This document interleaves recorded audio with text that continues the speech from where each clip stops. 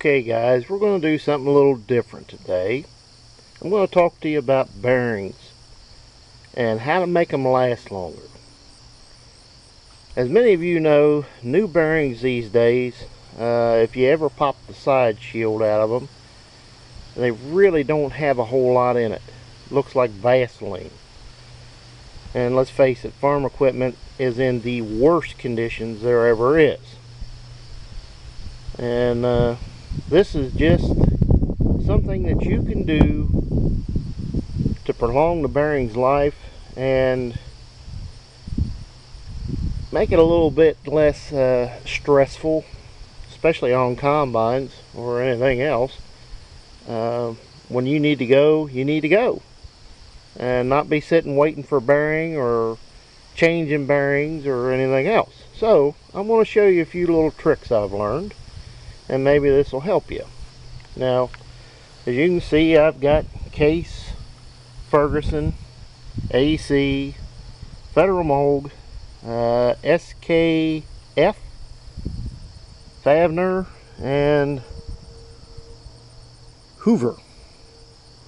There's an old John Deere bearing out of my combine, and this is one off the elevator, off that old Hulk.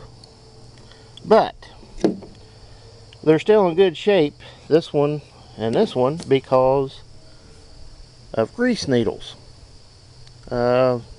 These are invaluable. I cannot stress how important they are for any farmer to have these to save himself a lot of heartache. But to do this, there are many different types of grease needles. This is the hypodermic. Maybe you see it very well. And this is just a small pinpoint grease needle. Tube of Permatex and some starting fluid, and of course your grease gun. This one you just unscrew the end, put this on,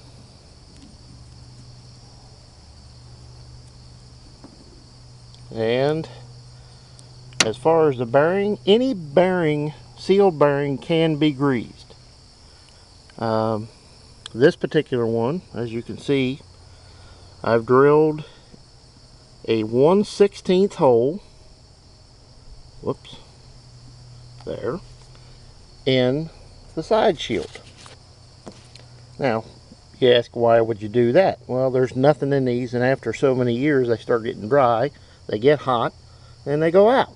And who wants to change that big mother on a moment's notice, and who has it in stock? So you take grease gun, whoops, you put it in the hole, you pump it full of grease, give it 2 pumps, take it off, take your handy dandy rag, wipe it off, give it a little shot of ether, wipe the surface off good, take your Permatex and give it just a little spot and let her set up. Now, next year, or whenever you want to, you can come back to that bearing, take your pocket knife, pop that little bit of Permatex off, get right back to your hole, and grease it again.